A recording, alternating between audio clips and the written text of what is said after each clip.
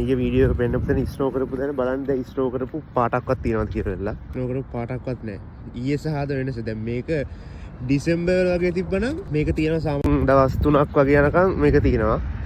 ඒත් මේ ස්ප්‍රින් එක ලඟ වෙලා ස්නෝ කරාට පස්සේ එහෙම තමයි. ඒ කියන්නේ දවසක්වත් හිටින්නේ නැහැ. මොකද මේ ටෙම්පරේචර් එක වැඩි හින්දා ටක් ගාලා හිම තියෙනවා. යාද උදේ අපි මේ කැම්පස් එකේ දැන් අපේ සෙම් එක පටන් ගත්තා. අලුතින් සෙම් එක ස්ප්‍රින් සෙමිස්ටර් එක වින්ටර් සෙමිස්ටර් එක තමයි ඉවරුනේ.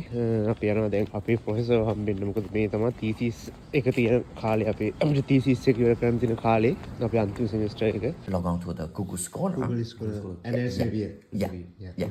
Okay.